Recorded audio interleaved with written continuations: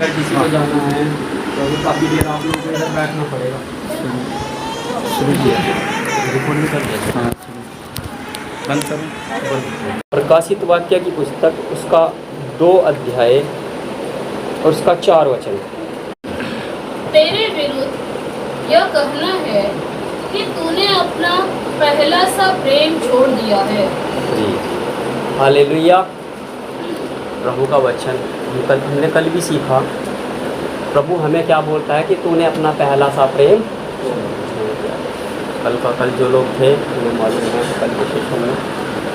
तो हम चलते चलते क्या होता है, प्रभु में जब आते हैं, विश्वासी बनते हैं, एक अलग ही, मैंने बताया, एक अलग ही जोश और परमेश्वर की सामर्थ और परमेश्वर की शक्ति से भरे रहते हैं। आप सबका ये अनुभव होगा, पुराने विश्वासी जो हैं, कि कैसे आत्मा के आनंद में भरे घूमते थे। लेकिन चलते चलते क्या होता है, पहला वाला प्यार वो थोड़ा हमारा कम होने लगता है। इसका कारण क्या है? गलाती 3 अध्याय का 3 वचन भी पढ़ दो, ये भी इससे मेल खाता है। हो कि आत्मा की रीति पर आरंभ करके अब शरीर की रीति पर अंत करोगे। क्या बोलता है प्रभु का वचन कि क्या तुम ऐसे निर्बुद्धि हो कि आत्मा की रीति पर शुरू करके अब शरीर में अंत करोगे।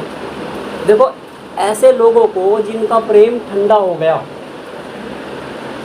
जो प्रभु में जैसे पहले प्रभु को प्यार करते थे उस प्यार में आगे नहीं बढ़े, उन लोगों को, उन विश्वासी भाई बहनों को, उन सेवकों को प्रभु का वचन बोलता है कि निर्बुद्धि हैं। कैसे हैं? उन्हें कुछ समझ, जैसा समझना चाहिए था उस प्रकार से परमेश्वर को समझ नहीं सके। इसीलिए प्रभु का दास वचन में लिख के देता है फिर गलातियों कलीसिया को, क्या तुम ऐसे निर्बुद्धि हो कि तुमने शुरुआत तो आत्मा की रीति पर करी, खूब अच्छे से आत्मा में चले, है ना, खूब प्रभु की महिमा करते थे, आपका प्रार्थना का जीवन भी बहुत अच्छा था। उस टाइम तो 2 वक्त 3 वक्त आप खूब प्रार्थना करते थे, 4 वक्त की प्रार्थना करते थे, दिन में कई बार खूब प्रार्थना करते थे। हर काम भी प्रभु को याद करके ही करते थे कि नए हैं, जोश है। पता चल गया कि अपना सारा काम क्या करना है, प्रभु को याद करके करना, तो सब करते थे। लेकिन अभी चलते चलते जब कुछ साल बीत जाते हैं तो वो बातें हमारे जीवन में कम होने लगती है। तो वो प्रकाशित वाक्य 2 अध्याय, उसी में चलो, देखो उधर ही आ जाओ। 2 अध्याय, इसका 2 वचन से पढ़ना शुरू कीजिए।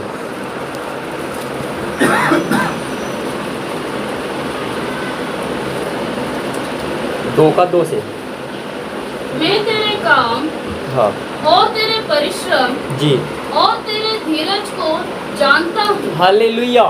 क्या कहता है प्रभु का वचन कि मैं तेरे काम को, तेरे परिश्रम को और तेरे धीरज को, प्रभु आपका आदर करता है उस बात के लिए जब आप चले। समझना है बात को। देखो, प्रभु अपने वचन में इस बात को हमें, देखो कितना आदर देता है। हमारी मेहनत, हमारा परिश्रम परमेश्वर से कोई भी छिपा हुआ नहीं। प्रभु आदर देता कि हाँ, तुम बहुत अच्छे से चले, तुमने बहुत मेहनत की, बहुत परिश्रम किया, तुमने बहुत धीरज धरा। देखो, लोगों ने कुछ बोलते हैं, ताने मारते हैं, कोई बोलता है तुमने अपना धर्म बदल लिया। मैं अपनी बताता हूँ। लोग बोलते थे तुम मुस्लिम बन गए, आमीन बोलते हो। हमारे इधर गांव में कोई क्रिश्चियनिटी को नहीं जानता था। उधर यूपी में मसीह लोग कौन होते हैं, नाम तो पता है, ईसाई हैं, बस जाति धर्म के जो भी होंगे, बाकी उनका रीति रिवाज क्या, प्रार्थना करते, कुछ नहीं पता था। मुस्लिम है 2-4 फैमिली गांव में, तो सबको पता था। तो जब दुआ करते हैं तो बाद में आमीन बोलते हैं, इसलिए मुसलमान है। तो मेरे गांव में मुझे बोलते थे मुसलमान बन गए, तो कुछ लोगों को पता था ईसाई भी है, तो बोलते थे ईसाई बन गए।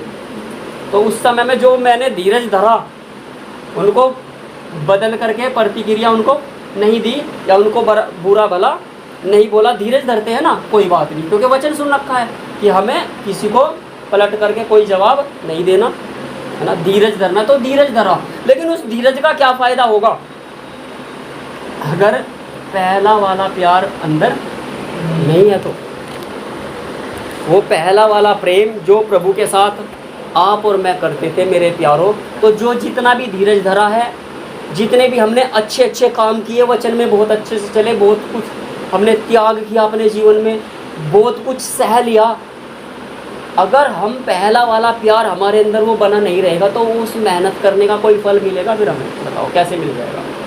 बहुत मुश्किल है। हाँ, कि मैं तेरे परिश्रम को, तेरे काम को और तेरे धीरज को जानता हूँ। जी सिस्टर आगे। और यह भी कि तू बुरे लोगों को देख नहीं सकता। देखो बुराई से भी कितना दूर रहने वाला व्यक्ति है ये। हालेलुया। यार बुरे लोगों को तू देखता नहीं, बुराई से बिल्कुल पसंद नहीं है, बुरे लोग बिल्कुल पसंद नहीं है। मोटा मोटा बताता हूँ। फॉर एग्जाम्पल शराब पीने वाले लोग, कल कुछ अलग विषय था बात करें, थोड़ा बदल रहा है। जैसे शराब पीने वाले, गुटखा खाने वाले, कुछ लोग चोरी चालाकी करने वाले भी हैं। तो ऐसे लोगों को, ये मोटा मोटा जो दुनिया में आप देखते हो, आप ऐसे लोगों को देख नहीं सकते, उनको पसंद नहीं करते। या विश्वासी में भी जो प्रभु के वचन में ईमानदारी से नहीं, वो भी देखने में फिर अच्छा यार ये तो दो नावों में चलते हैं, इन्हें संसार भी चाहिए, इन्हें प्रभु भी चाहिए, इन्हें प्रभु की संगति भी चाहिए। मैं देखता हूँ ना अपने इधर भी, वो जय मसीह वालों में आ जाते तो जय मसीह की, और दूसरे वालों में चले जाते हैं तो उन्हीं के वाला शुरू करता है। एक अंकल का मैं एग्जांपल बताता हूँ अपने इधर का, कलीसिया का। वो कभी कभी आता है साल में 1-2 बार कलीसिया में। संडे आराधना तो करनी है नहीं, संडे आराधना में नहीं आना, ठीक है, ठप्पा लगा है कि ये तो इन्होंने धर्म बदल लिया। लोग बोलते धर्म बदलना ही बोलेंगे, क्योंकि जब आपका जीवन ठीक नहीं, वचन के अनुसार नहीं चलते, तो लोग कहेंगे धर्म बदल लिया। क्योंकि आपके जीवन में वो बदलाव जो लोग देखना चाहते हैं वो बदलाव तो है ही नहीं। जब हमारा जीवन बदलेगा, प्रभु का वचन हमारे अंदर कार्य करेगा, तो हमारा जीवन बिल्कुल दूसरों से अलग दिखाई देगा। और उन्हें पता लगेगा नहीं भाई पहले तो ये ऐसे थे, अभी ये ऐसे, अभी ये पहले जैसे।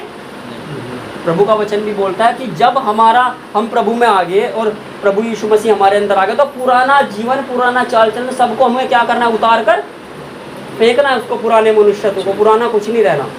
लेकिन वो लोग जो सबके भले बनना चाहते हैं, मसीह में भी रहना चाहते हैं, फिर मुझे मेरे पापा भी चाहिए, मुझे मेरी मम्मी भी चाहिए, मुझे मेरे रिश्तेदार भी चाहिए, मुझे मेरे दोस्त भी चाहिए, सब चाहिए मुझे, वह विश्वासी है।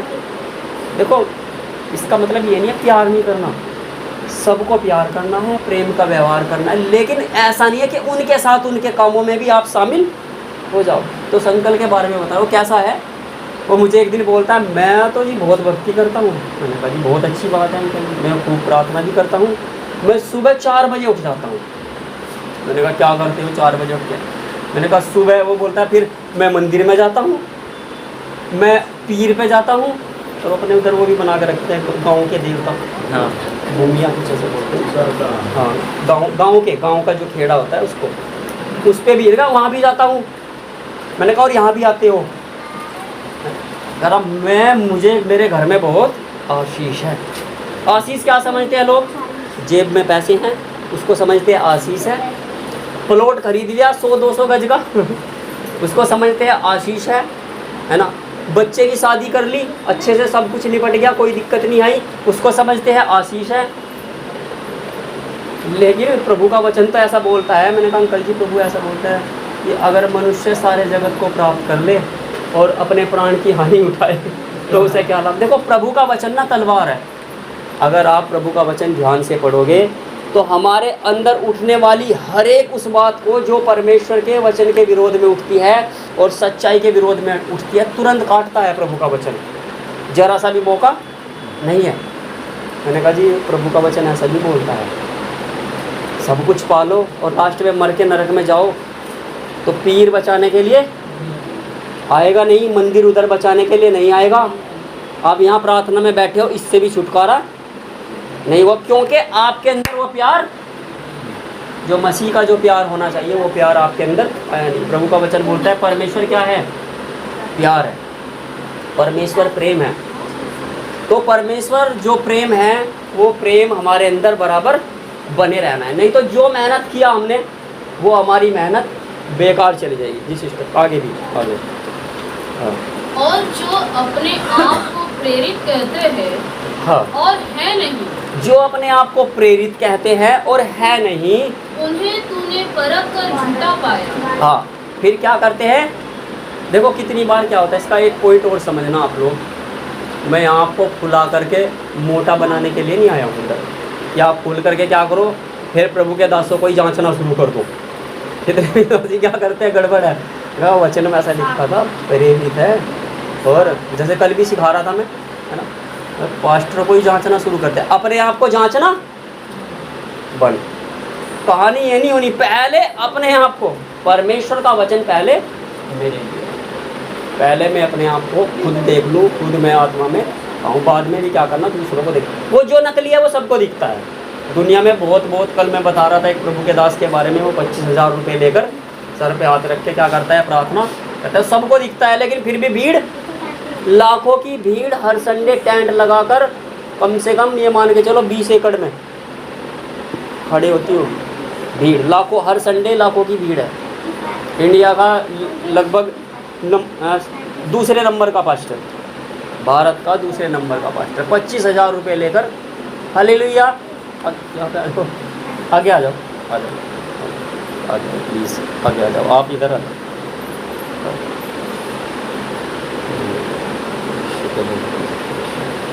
मेरी तरफ भी ध्यान रखना।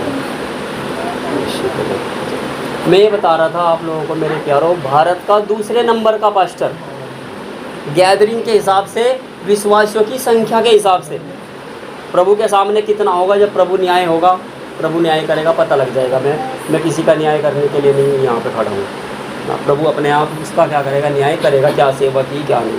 लेकिन ये बताता हूँ, 25,000 रुपये लेकर जो मेरे सुनने में आया, कई लोगों से मैंने सुन लिया कि 25,000 लेकर सर पे हाथ रख के प्रार्थना करते हैं। फिर साबुन वाबुन भी बना लिया नहाने का।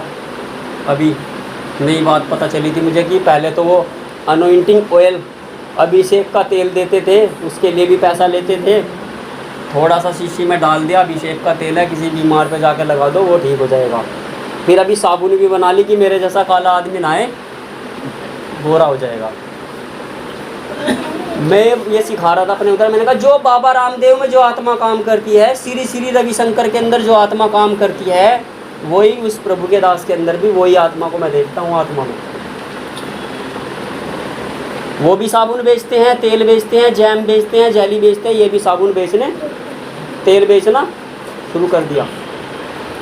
प्रभु का वचन बोलता है, सेत में पाया, कोई दान दे के लिया, ये वरदान अभिषेक अगर परमेश्वर की तरफ से भी है, चलो हम ये नहीं कहते आपको कि शैतान की तरफ से, हम मानते चलो प्रभु ने दिया आपको, तो क्या प्रभु को आपने कितने करोड़ रुपए दे के लिया, कितने लाख रुपए दे के लिया, कितने पैसे दिए, फ्री में मिला है ना। अगर परमेश्वर की तरफ से भी मिला है, हम भी जब प्रार्थना करते हैं, प्रभु बीमारों को चंगा करता है, दुष्ट आत्माएं भी निकालता है, ऐसा नहीं है परमेश्वर काम नहीं करता। लेकिन क्या हमने पैसे दे के लिया? परमेश्वर से पैसे दे के पा सकते हैं कुछ चीज़ हम? या परमेश्वर किसी की रिश्वत लेता है या पैसा लेता है? नहीं लेता ना। तो क्या करते हैं? पैसा लेकर प्रार्थना करते हैं। अभी जब परमेश्वर ने जैसा बना दिया, उसको साबुन को नहाने से मैं बदल जाऊंगा, अंग्रेज बन जाऊंगा बिल्कुल गोरा बर्फ के जैसा मैं उस साबुन से नहाने से। अगर ना बना फिर क्या होगा? इसका मतलब क्या है? पास्टर झूठा है, परमेश्वर झूठा नहीं है, परमेश्वर तो सच्चा है। परमेश्वर ने वायदा नहीं करा कि साबुन से नहाओगे तो गोरे सुंदर बन जाओगे। परमेश्वर नहीं वायदा की, किसने करा वायदा? पास्टर ने। तो ये कहता है, देखो मैंने कितनों को जो प्रेरित कहलाते हैं, कोई अपोस्टल बोलता है अपने आप को, है ना, कोई प्रोफेट बोलता है, कोई कुछ बोलता है, और जब उनको जांचते हैं वचन से, कल भी बता रहा था परमेश्वर का वचन, हालेलुया हालेलुया। आग लगाओ, मेरी तरफ देखना बस, नहीं मेरी तरफ, आई कांटेक्ट मेरी तरफ। जैसे ही आप नीचे करोगे आपको नींद पक्का आएगी, मेरी तरफ देखोगे तो नींद नहीं आएगी। तो मैं कह रहा था कि देखो परमेश्वर का वचन हमारे लिए आईना है। जैसे हम शीशे में देख करके आपको अपने आप को सजाते हैं, संवारते, कंघी करते हैं, मुंह धोते, चेहरा साफ करते हैं, वैसे ही परमेश्वर के वचन में हम अपने आप को देखकर क्या करें? साफ, अपने आप को शुद्ध करें। जब अपने जीवन को परमेश्वर के वचन में देखेंगे तो परमेश्वर के दर्पण में, वचन के दर्पण में दिखेगा कि तेरा पहला सा प्यार अभी कम हो गया। जब परमेश्वर का वचन दिखाता है हाँ मेरे अंदर कुछ कमी आ गई, तुरंत हमें घुटने टिकाना चाहिए, प्रभु के चरणों में जाएं, अपनी गलती को हमें माने। देखो उनको परख कर क्या पाया है? झूठा पाया। देखो किसी को हम जांचते हुए नहीं घूमते, लेकिन जो स्पष्ट दिखता है। कुछ लोग क्या करते हैं? मैं देखता हूँ, मैं उधर की कलीसिया में पास्टर के पीछे पूरा दिमाग लगाते हैं, कुछ कमी पकड़ो, कुछ कमी, ऐसे जोर ज़बरदस्ती लगा के अपना समय खराब मत करो, है ना। हमें प्रभु में बढ़ना है, मैं प्रभु में आशीष पानी, मैंने कल भी अपनी गवाही बताई थी सन 2007 की, जब मैं पानीपत में था। जगह भी बता देता हूँ, रात जगह नहीं बताई कहाँ था, पानीपत में था एक प्रभु के दास के साथ। अभी भी उनकी अच्छी सेवा चल रही है, अभी 2 शिफ्ट में करते हैं, मुझे पता चला, लेकिन मेरे साथ उनका कोई संपर्क नहीं है। वही प्रभु के दास ने सबसे पहले मुझे बोला था प्रचार करने के लिए, तब उसके कहने से मैं बाइबिल उठाई थी। ये तो मैंने कभी प्रचार नहीं किया था पास्टर जी जीवन में बाइबिल लेकर। तो वो प्रभु के दास मेरे ऊपर बहुत प्रचार करते थे उधर। तो मैंने जैसे कल भी बताया था, तो मेरे अंदर ये बात आती थी कि ये वचन आज मुझे ऐसा लग रहा है कि मेरे ऊपर बता दिया, तो मैं उस वचन को सुन करके अपने मन को कठोर नहीं करता था। मैंने कहा कोई बात नहीं थी, आज प्रभु मेरे ऊपर बता, तूने मेरी कमी बता दी, प्रभु तेरा धन्यवाद हो। वचन में से मुझे पता चल गया, भले ही चाहे वो जानबूझ के कर रहा है पास्टर प्रचार या उसे प्रभु ने बोला, उससे मुझे कोई मतलब नहीं है, लेकिन मेरे अंदर ये कमी, मैं भी तो खुद को, मुझे अपने आप को जांचना है। हो सकता है आज इस सेशन के बाद से या इस सेशन में भी बहुत बातें, हो सकता है आपको ऐसा लग जाए कि मेरे ऊपर हो गया। मैं कल भी ये बात बता रहा था, क्योंकि लगता है मेरे साथ हुई हुई घटना है। कलीसिया में ही मेरे विरोध में खड़ी होगी थी एक बहन, अभी मेरे यहाँ बोलती है कि आपने कैमरे लगा रखे हैं, आप हमारे ऊपर कैमरे लगा के रखते हो, आपको पता, हमारे घर का सब पता रहता है। मैंने कहा मुझे नहीं पता, प्रभु ने लगा रखा है, क्योंकि प्रभु का वचन बोलता है धर्मियों पर उसकी नज़र लगी रहती है। तो उसकी नज़र से कैसे छिप जाओगे? गुफा में घुस जाओ अंदर, बाहर से सील पैक हो जाओ, नहीं छिप नहीं सकते। पहाड़ में चले जाओ, समुद्र के बीच में तहखाना बना लो, अंदर समुद्र के बीचों बीच जा कर के, वहाँ पे भी परमेश्वर की नज़र से छिप नहीं सकते। हम सोचते हम झूठ बोल के छिप जाएंगे, चोरी करके छिप जाएंगे, चालाकी करके छिप जाएंगे, परमेश्वर से छिप नहीं सकते, बच नहीं सकते परमेश्वर से। तो मैंने बताया जी परमेश्वर ने लगा रखा कैमरा, और थोड़ा थोड़ा सा फुटेज मुझे कभी कभी दे देता जब उसकी मर्जी है। ऐसा नहीं कि पूरा का आपका पूरा बायोडाटा मुझे बताएगा, नहीं, थोड़ा थोड़ा अपनी मर्जी के हिसाब से जितना उसे खोलना है उतना अपने दासों को थोड़ा थोड़ा देता है परमेश्वर। ऐसे तो मेरे प्यारों, हमें जो है इन बातों का ध्यान रखना, पहले अपना ध्यान रखना है। 3 वचन भी जी सिस्टर, 3 वचन। तू धीरज धरता है, तू धीरज धरता है, और मेरे नाम के लिए, और मेरे नाम के लिए दुख उठाते उठाते थका नहीं, और मेरे नाम के लिए दुख उठाते उठाते थका। देखो कितना परमेश्वर, देखो हम लोगों का विश्वास हुआ कितना आदर कर रहा है, सोच के देखो। सारी बातें प्रभु हमारी हमें ऊपर उठाने के लिए, हमारी आत्मिक उन्नति के लिए इधर कहता कि दुख, तू इतना मेहनती है, इतना परिश्रमी है, तेरे काम इतने अच्छे हैं, इतना धीरज धरा, और दुख उठाते उठाते तू थका नहीं, थकावट नहीं है इस रास्ते में चलते समय में। लेकिन फिर भी बोलता है कि कहीं ना कहीं तूने अपना पहला वाला प्यार फिर भी उसमें कमी कर दिया। देखो मैं आपको बताता हूँ 2010 में मेरे जीवन में एक ऐसी घटना घटी जिसके द्वारा मैं पूरा टूट गया, और मैंने सोचा कि मैं सेवा भी बंद करता हूँ, ख़त्म सब कुछ, अभी सेवा नहीं करना, उसके बाद बंद है सब कुछ। वहाँ से फिर मैं पास्टर जी अम्बाला गया। अम्बाला में जब मैं बैठा था, बहुत मेरे लिए ना इतना बड़ा अपमान का दिन था कि मैं क्योंकि दूसरे लोगों से नज़र, मेरे कारण नहीं, मेरे दूसरे फैमिली लोगों के लिए इस समय मेरी कोई गलती नहीं थी इसमें कि मैंने गलती कर दी, तो उस कारण से दूसरे जो मेरे परिवार के भाई बहन हैं उनकी वजह से।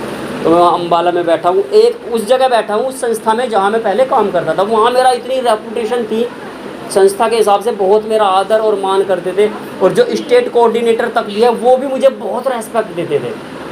क्योंकि जब मैं वहाँ गया संस्था में काम करने, तो ज़्यादातर लोग वहाँ पैसे के लालची लोग थे, और चाहे वो सही तरीके से कमाएं या गलत तरीके से कमाएं, बहुत मोटा मोटा पैसा कमाते थे संस्था में। एक व्यक्ति में ऐसा था, मैं प्रभु के वचन के लिए खड़ा रहा, मुझे उस टाइम में 3000 के समथिंग पैसे मिलते थे 2007 में, और फिर 3.5 3600 समथिंग मिलते थे बाद में 2008 में बढ़ गए थे मेरे, इतने पैसे मिलते थे कुल। तब भी मैं उस पैसे में भी बहुत संतुष्ट रहता था। जो दूसरे लोग हैं वो गलत तरीके से कमाते थे। मैंने कहा मुझे नहीं कमाना है, तो मेरी एक अच्छी रेपुटेशन वहाँ संस्था के अंदर थी। और जब मैं जाता था, मेरे जो डिपार्टमेंट का भी स्टेट कोऑर्डिनेटर था और जो पास्टर्स का स्टेट कोऑर्डिनेटर था, दोनों बहुत इज्जत देते थे। कोई बात नहीं। दोनों क्या करते थे, दोनों कोऑर्डिनेटर, जो मेरा कोऑर्डिनेटर था और फिर एक पास्टर जो मिनिस्ट्री होती है चर्च प्लांटिंग की अलग से, उनका दोनों का कोऑर्डिनेटर बहुत इज्जत देते थे। और जब मैं अपने वाले हेड ऑफिस में जाता था तो उन्हें गेट से दिख जाता था, जैसे अब अगर इधर से नीचे से कोई आएगा तो खिड़की से देख लेंगे सारिक भाई आ रहा है, तो इधर क्या हो जाएंगे अलर्ट। मेरा पानीपत प्रोजेक्ट था, बोलते पानीपत वाला आ रहा है भाई, सब फाइलें फूले हटाओ। मेरे सामने जरा सा भी कुछ भी गड़बड़ नहीं करते थे। बल्कि मैं तो बहुत जूनियर हूँ, मैं तो डिस्ट्रिक्ट लेवल पर प्रोजेक्ट चलाता था, वो स्टेट लेवल पर थे। मैं जाते ही मेरे सामने काजू और बादाम का कटोरा रखते थे। मैंने कहा दूसरे मैनेजर को या इंचार्ज को तो ऐसा इज्जत नहीं देते, पानी पूनी में ही डाल देते हैं, मेरे सामने इतना सेवा क्यों कर रहे हैं मेरी। आते ही मुझे काजू बादाम क्यों रख रहे हैं। मैंने रखा रहने दो। मैडम बोलती थी अरे सर खाओ ना। मैंने कहा नहीं मैम खाएंगे। मैंने कहा आप खाते नहीं इसीलिए दुबले पतले हो। मैंने कहा जी धन्यवाद, ठीक है रखा है। तो जरा सी भी गड़बड़ पता लगता था, वो आ रहा है उसके सामने नहीं चलेगी। यहाँ तक होता था कि मैं दूसरे प्रोजेक्ट की फाइल भी मुझे बोलते थे आप चेक कर लो। इतना विश्वास भी करते थे कि ये गड़बड़, अगर किसी का बिल भी गलत होगा तुरंत पकड़ लेगा, क्योंकि मेरे सारे बिल जेन्युइन होते थे। जितने रुपए की मैं जो चीज़ खरीदता हूँ, जितना खर्चा करता हूँ, सब एक नंबर का होता था। तो वहाँ उस जगह की मैं बता रहा हूँ आपको, मुझे बहुत ऐसी जगह में जहाँ मेरा बहुत रेस्पेक्ट था, वहाँ मुझे बहुत अपमान उठाना पड़ा बस। और जब मैं वहाँ बैठा हूँ, एक रूम उन्होंने मुझे उस समय में दे दिया। मैंने रिज़ाइन कर दिया था उसके बाद, रिज़ाइन करने के बाद की घटना है ये। 2010 में 9 में छोड़ के आ गया था मैं। जब 2010 में उधर गया फिर से किसी बात के कारण, तो मैं उस रूम में बैठा हूँ, छोटा ऐसे ही रूम था, एक बेड पड़ा था। तो बैठे बैठे वहाँ सोच रहा हूँ, मैंने कहा प्रभु सारा नाम ख़राब हो गया, इतनी इज्जत, इतना रुतबा बनाया मेहनत करके, इतना सहा, इतना परिश्रम किया, ईमानदारी से चलता रहा। और आज जिन लोगों के अंदर मेरा डर था, जब मैं चलता था तो प्रभु तू मेरे साथ आता था और ये डरते थे कि वो आ रहा है, अलर्ट हो जाते थे।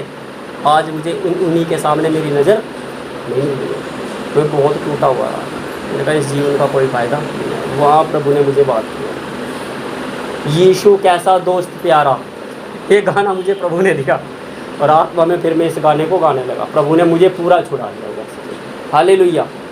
मेरे प्यारों, कई बार ऐसी घटनाएं आपके जीवन में होंगी, आप टूट जाओगे, आप परेशान हो जाओगे, आप बिखर जाओगे, आपको लगेगा चारों तरफ अंधेरा है, आपको लगेगा प्रभु ने आपको छोड़ दिया, आपका कोई नहीं है दुनिया में, आप अकेले ही हो।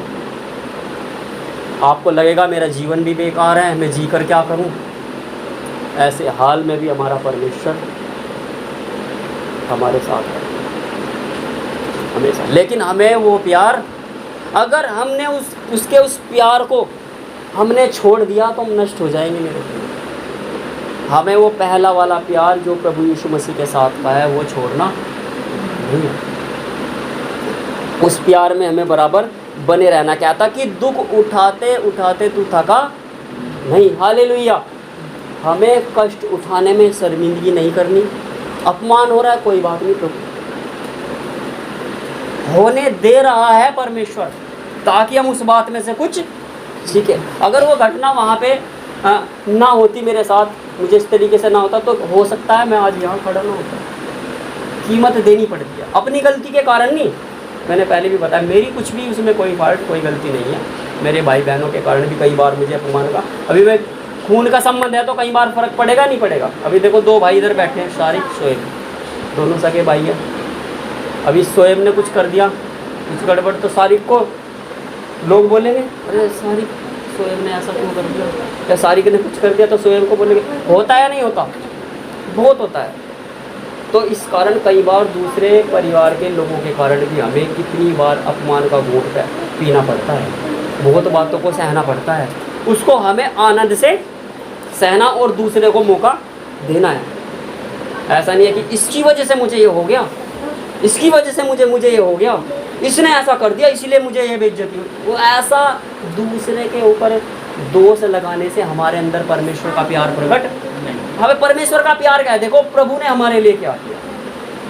प्रभु ने हमारे लिए अपनी जान, हम परमेश्वर के योग्य थे, अभी गा भी रहे थे ना, उसने हमें धोकर सारा बदबू को हमारे अंदर से क्या किया है, दूर किया। बदबूदार गंदे व्यक्ति, पापी, परमेश्वर की नज़र में हम घृणित, कितने बुरे थे, लेकिन परमेश्वर ने क्या किया, अपने पवित्र लहू से मेरे प्रियो हमें धोया है, हमें शुद्ध किया, सारी गंदगी को हमारे अंदर से निकाल दिया और हमें अपने लहू से धोकर उसने पूरा का पूरा पवित्र करके क्या किया, सारा बदबू तक भी नहीं रहने दिया।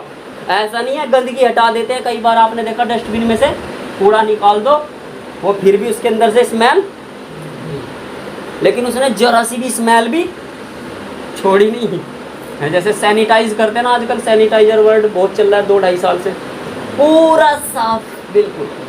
अभी क्या कहते हैं, अपनी खुशबू से उसकी जगह में क्या किया है, अपना परफ्यूम अंदर हमारे डाला है। यीशु के लहू की खुशबू से महकना है, यीशु के प्यार से हमें महकते रहना है, तब होगा। गलाती 3:3 वो पूरा। फिर आत्मा की रीति पे शुरू किया है तो हम फिर आत्मा की रीति पर ही क्या करेंगे, अपने जीवन का अंत करेंगे मेरे प्यारों।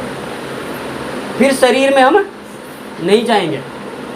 लेकिन कई बार क्या होता है, हमारे से धीरज नहीं धरा जाता है ना। हो सकता है कई बार मान लो नौकरी ढूंढ रहे हैं, जॉब अच्छी नहीं मिलती है, घर में पैसे की तंगी, घर में पैसे की तंगी, घर में पैसे की तंगी। फिर सोचते हैं चलो कोई दूसरा रास्ता बना लो, अगर गलत तरीके से पैसा कमाना है तो कमा लो। विश्वासियों की बताता हूँ मैं, सबके साथ होती है घटनाएं। शैतान उधर तक गिराएगा, बिल्कुल गलत रास्ते से पैसा कमाना है तो पैसे कमा लो, बच्चों को खाना भी तो खिलाना है। अभी जो भाई बहन लोग रेंट पर रहते हैं, रेंट भी तो देना है। नहीं तो फिर क्या करता है मकान मालिक, महीना होने पर हाँ भाई पैसा दो, जो मंथली देते हैं उन लोगों के लिए ज़्यादा प्रॉब्लम है ना, पैसा दो पैसा दो। तो उसमें क्या करते हैं, हम धीरज नहीं करते। देखो परमेश्वर कई बार आपको वहाँ तक ले जाने देगा कि आपके घर में आटा ख़त्म होने देगा, राशन ख़त्म होने देगा आपका खाने का, वहाँ तक आपको ले जाकर परखता है। बिल्कुल भी कुछ भी उम्मीद नहीं है, लेकिन परमेश्वर फिर भी क्या करता है, मदद करता है उससे। धीरज हमें बराबर धरकर रखना है। ऐसा नहीं है कष्ट आ रहा है जीवन में तो फिर अपनी तरफ से अपनी बुद्धि से रास्ता बनाना शुरू करेंगे। परमेश्वर भी तो हमें देखता है कि अभी देखो यहाँ तक ले आया, अभी क्या करेगा। देखो मैं बताता हूँ, अभी जब से छोटी वाली बेटी हमारी आई है पास्टर जी, जो अभी आई है, अभी 7 महीने की हो जाएगी कल 31 तारीख को। मैं देख रहा हूँ जब से प्रभु ने ये बेटी मुझे दी, मुझे लास्ट तक लेकर तो जाता है, लेकिन पहले कई बार मैं सोचता था, इससे पहले कई बार सोचता था कि अभी तंगी आ गई, अभी ये समस्या आ गई, अभी ये परेशानी आ गई, अभी ये हो गया, तो उसकी तरफ ना मेरा दिमाग जाता था। ऐसा नहीं है मनुष्य हम नहीं सोचते, सोचता बहुत था, लेकिन जब से ये आई है ना, मेरे अंदर चिंता को परमेश्वर ने पूरा ख़त्म किया। जैसे कब्र में डाल के दफना देते ना, ऐसे दफना दिया। मैं अनुभव करता हूँ अपने अंदर, ये आशीष परमेश्वर ने मुझे दी। मुझे जरा भी किसी भी बात की कोई चिंता नहीं है। मेरा पिता पहले भी इंतजाम करता था, लेकिन कई बार मैं सोचता था प्रभु पता नहीं करेगा नहीं करेगा। होता है ना हमारे अंदर कई बार, जब बिल्कुल हमें ना कई बार परमेश्वर पीसता है पूरा दुख में, उस आग की भट्टी में पूरा रगड़ देता है, तो सोचते पता नहीं क्या होगा, होगा कि नहीं होगा। पता तो है प्रभु करेगा, लेकिन कब करेगा। अभी तो नाक के ऊपर से भी आ गया, सर तक जाने वाला, सर भी डूब जाएगा, अभी क्या होगा। अभी ऐसा, ये मेरा 6 महीने का लेटेस्ट अनुभव बता रहा हूँ। बिल्कुल भी एक बाल के मानिंद भी सोचना नहीं है क्या है, उधर कोई ध्यान ही नहीं है किसी भी बात पे। जो हमारी पर्सनल लाइफ है उस पर कोई ध्यान नहीं है, पर्सनल जो ज़रूरत है कुछ भी ध्यान नहीं है। जो चल रहा है ठीक चल रहा है, प्रभु का धन्यवाद है, किसी भी प्रकार की कोई चिंता नहीं, और हम उसमें प्रभु में उन बातों में आनंदित हैं। हालेलुया, खुश हैं। सब कुछ परमेश्वर अपने हिसाब से चला रहा है। परमेश्वर उतना ही करेगा जितना उसको करना चाहिए। मैं चाहता हूँ मैं ऐसा सोचूं कि इतना मेरे घर में उड़ेल दे, नहीं उड़ेलेगा, है ना। मैं सोचता हूँ खूब बारिश हो जाए मेरे घर में, छत फट जाए और इधर बारिश हो जाए, उतना परमेश्वर नहीं करेगा, लेकिन उतना करता है कि हम आनंद से रह सकें। हालेलुया। लेकिन पहले क्या सिखाया, पहले कष्टों में भी आनंद मनाना सिखाएगा। पहले कष्ट में भी प्रभु हमें यह सिखाएगा कि हम उसको कितना प्यार करते हैं अच्छे से। देखो एक स्टोरी मैं आप लोगों को सुनाता हूँ। एक विश्वासी की। एक भाई है, एक विश्वासी है, और उसके जीवन में काफ़ी कष्ट और दुख और समस्याएं हैं। तो उस समय में, चलते समय में वो प्रभु को बहुत प्रार्थना करता है। कष्टों में होते समय में बहुत समस्याएं, बहुत दुख, बहुत तकलीफ, खूब प्रार्थना करता है। और रात दिन प्रभु आंसुओं के साथ खूब आराधना करना, आत्मा की आराधना करना, खूब प्रार्थना करना, तो विश्वासी का बहुत अच्छे से चलता है। तो जब परमेश्वर देखता है एक विश्वासी को कि ये कितना मेहनत कर रहा है, कितना परिश्रम कर रहा है, मुझे रात दिन याद करता है, हमेशा टूटे हुए रहता है, तो परमेश्वर कई बार क्या करता है, दया करके आशीष देना शुरू करता है कि चलो इसको